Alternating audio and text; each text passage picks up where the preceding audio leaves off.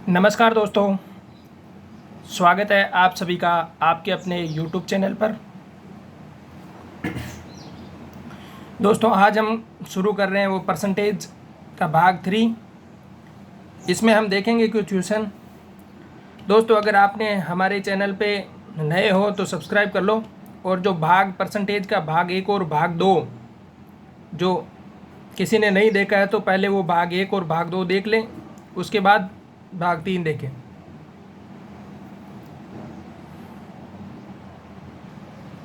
देखो दोस्तों, प्रश्न है कि किसी संख्या में 30% छात्र, किसी कक्षा में 30% छात्र है वो संस्कृत में, 25% छात्र अंग्रेजी में अनुत्तीर्ण हुए। यदि दोनों विषय में 10% छात्र अनुत्तीर्ण हुए तो बताओ दोनों विषय में कुल कितने प्रतिशत छात्र उत्तीर्ण हुए। दोस्तों जब ये उत्तीर्ण अनुत्तीर्ण की बात आती है तो हमें सबसे पहले तो ये देखना है कि जो मान दे रखे हैं अलग अलग विषय के और दोनों विषय के, वो मान समान होने चाहिए। अगर उत्तीर्ण में दे रखा है तो उत्तीर्ण के होने चाहिए, अनुत्तीर्ण में दे रखा है तो अनुत्तीर्ण के होने चाहिए। तो इसमें देखो दे रखा है कि 30% छात्र संस्कृत में और 25% छात्र अंग्रेजी में अनुत्तीर्ण हुए, और दोनों विषय में भी 10% छात्र अनुत्तीर्ण हुए हैं। तो ये समान दे रखा है, तीनों अनुत्तीर्ण की बातें हो रही है। तो देखो हम देखेंगे कि संस्कृत में 30% छात्र अनुत्तीर्ण हुए, इंग्लिश में 25% छात्र अनुत्तीर्ण हुए, और दोनों में संस्कृत और इंग्लिश में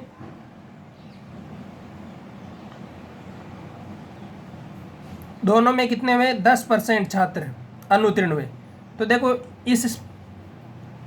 इसे एक तो वेन आरेख के माध्यम से भी देख सकते हैं हम। देखो कि एक तो ले लिया संस्कृत का, एक ले लिया इंग्लिश का। अब दोनों में कितने हैं, 10%। अब संस्कृत में पूरे 30% है अनुत्तीर्ण, तो 10% तो ये आ गए, तो 20% बचेंगे वो। और इंग्लिश में 25% है तो 10% तो ये आ गए, और 15% ये, दोनों को मिला के 25% हो रहे हैं। इनमें भी दोनों को मिला के 30% हो रहे हैं। तो ये पूछ रहा है कि कुल कितने प्रतिशत अनुत्तीर्ण हुए। तो तीनों को जोड़ दो, देखो कितने हुए, 20 और 10 30 और 15 45। तो कितने हुए, 45% कुल अनुत्तीर्ण हुए। अगर बात करता कि उत्तीर्ण कितने हुए, तो उत्तीर्ण में हम कर देते हैं 100 माइनस अनुत्तीर्ण, तो आ जाता 55% छात्र है जो उत्तीर्ण हुए। देखो इसे ऐसे भी देख सकते हो, पहले सीधा a प्लस बी माइनस सी, मतलब दोनों के जोड़ कर दो, और जो दोनों विषय के उत्तीर्ण या अनुत्तीर्ण छात्र है उनको क्या कर दो, घटा दो। क्योंकि दोनों विषय के उत्तीर्ण या अनुत्तीर्ण छात्र होंगे वो इसमें भी ऐड होंगे और दूसरे वाले में भी ऐड होंगे, तो उनको एक में से घटा देंगे। तो वहाँ से देखो ये होगा 30 प्लस 25 माइनस 10। तो यहाँ से भी देखो 30 और 25 55 माइनस 10, 45% छात्र है वो अनुत्तीर्ण होंगे। दोस्तों इसमें ध्यान यही रखना है कि तीनों जो दे रखा है वो सब एक ही मान में होना चाहिए, या तो उत्तीर्ण के मान होने चाहिए या अनुत्तीर्ण के मान होने चाहिए। देखो कक्षा में 40% छात्र तो गणित में, 50% हिंदी में उत्तीर्ण हुए। यदि दोनों में 10% छात्र उत्तीर्ण हुए तो कुल कितने प्रतिशत छात्र उत्तीर्ण हुए। देखो इसमें भी गणित में 40% हुए हैं, हिंदी में 50% हुए उत्तीर्ण हुए, और दोनों में 10% उत्तीर्ण है। तो इनमें भी वही पिछले वाला सेम तरीका है। देखो मैथ्स में उत्तीर्ण छात्र देखेंगे हम तो वो है 40%, हिंदी में उत्तीर्ण छात्र है वो कितने हैं, 50%, और दोनों में कितने हैं, 10%। तो देखो वेन आरेख के माध्यम से बता देता हूँ। पहले तो 10% दोनों में कॉमन है। अब मैथ्स के देखोगे तो मैथ्स में टोटल 40% है, तो 10% तो ये हो गए, 30% एक्स्ट्रा और जो मैथ्स के होंगे। हिंदी में 50 है टोटल, तो 10 तो ये जुड़ जाएंगे हिंदी में और 40 और होंगे। तो ये टोटल है जो क्या है, उत्तीर्ण हुए हैं। तो कितने प्रतिशत उत्तीर्ण हो गए, यहाँ से देखोगे तो ये आ रहा है 80% उत्तीर्ण हो गए।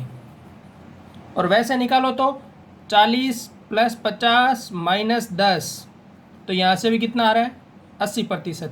बस ध्यान रखना है, अगर उत्तीर्ण की बात हो रही है तो उत्तीर्ण होना चाहिए, अनुत्तीर्ण की बात हो रही है तो अनुत्तीर्ण होने चाहिए सारे मान।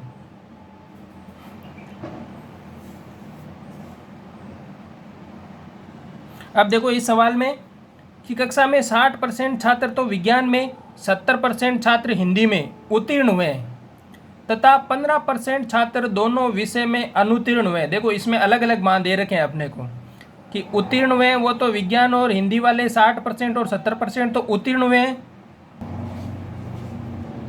तथा 15% छात्र दोनों में अनुत्तीर्ण हुए हैं। तो देखो हमें पहले अनुत्तीर्ण निकालने हैं। तो देखो साइंस में उत्तीर्ण छात्र है 60%, तो अनुत्तीर्ण कितने हुए 40%।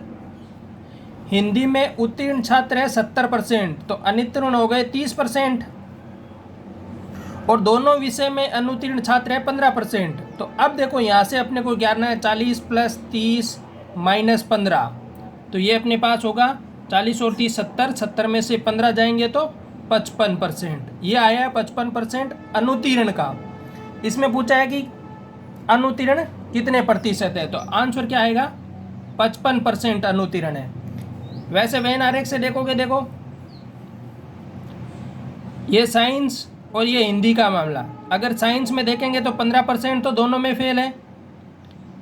अब साइंस में 40% है तो 15% तो ये ऐड हो जाएंगे और 25% सिर्फ साइंस के होंगे।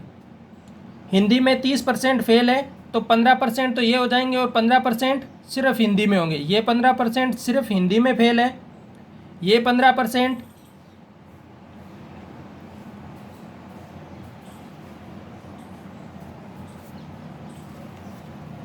दोनों में फेल है और ये 25% सिर्फ साइंस में फेल है। अगर कुल फेल पूछेंगे तो 55%। अगर यही पूछता कि कितने प्रतिशत छात्र उत्तीर्ण हुए हैं तो यहाँ से हम करते 100 - 55, 45% छात्र है जो कुल क्या हुए हैं उत्तीर्ण हुए हैं।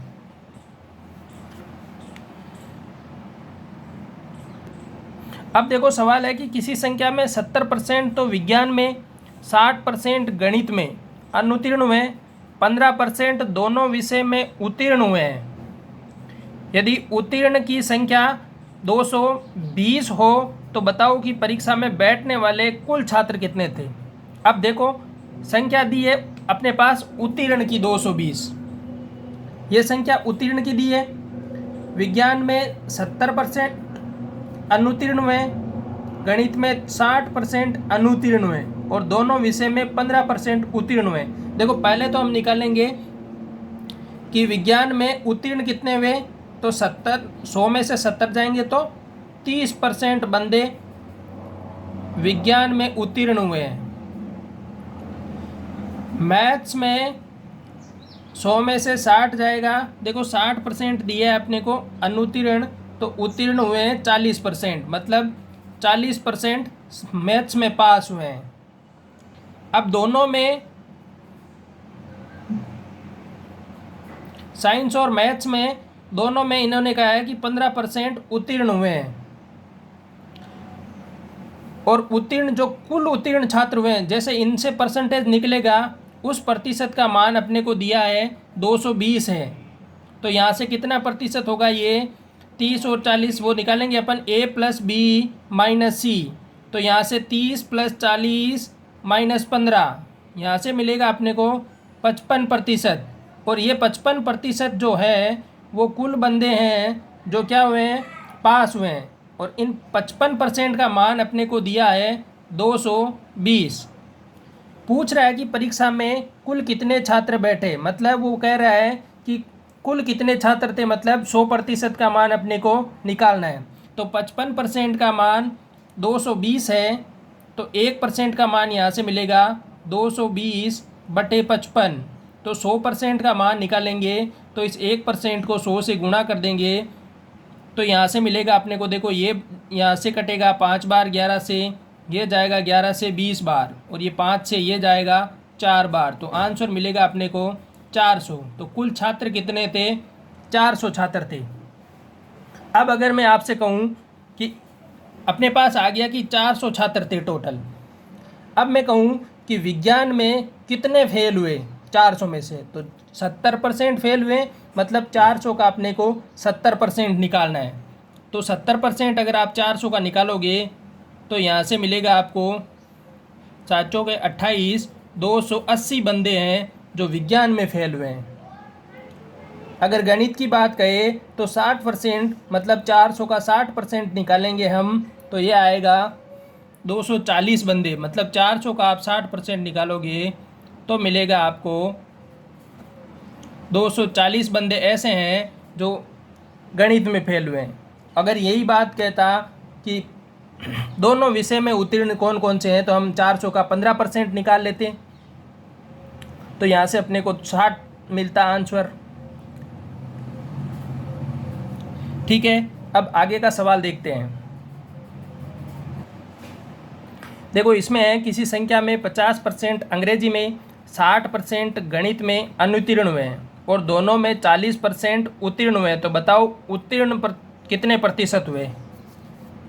तो देखो वही इंग्लिश में 50% क्या हुए? अनुत्तीर्ण हुए, मतलब फेल हो गए। और पास हुए हैं तो पास भी 50% हुए। मैथ्स में फेल हुए हैं 60%, तो पास कितने हुए? 40%। और दोनों में उत्तीर्ण हुए हैं 40%। अगर दोनों की बात करें तो वहाँ से उत्तीर्ण हुए हैं 40%। तो देखो इसका वेन आरेख कैसे बनेगा? ये आता है मैथ्स का, ये इंग्लिश का। अब देखो मैथ्स और इंग्लिश दोनों में कॉमन है, वो 40% है। तो अब सिर्फ मैथ्स में पास होने वाले भी 40% है, मतलब मैथ्स के टोटल बंदे 40% है, लेकिन सिर्फ मैथ्स में पास होने वाला कोई भी नहीं है। वो दोनों मैथ्स और इंग्लिश में पास होने वाले हैं, वही मैथ्स में 40% बंदे प्राप्त हुए, अकेले मैथ्स में कोई पास नहीं हुआ है। अब देखो कि इंग्लिश में 50% पास हुए, मैथ्स में 40%। तो यहाँ से इंग्लिश में अब देखो 40 और 10 50 हो जाएंगे, तो इंग्लिश के कितने हो गए? 50%, और मैथ्स के कितने हो गए? 40%। तो कुल कितने प्रतिशत बंदे पास हुए हैं? 50% बंदे पास हुए हैं।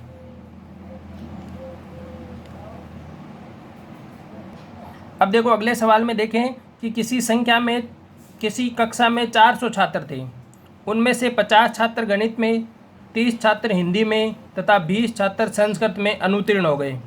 तो बताओ कितने प्रतिशत छात्र अनुत्तीर्ण हुए और कितने प्रतिशत छात्र उत्तीर्ण हुए? देखो टोटल संख्या है अपने पास 400।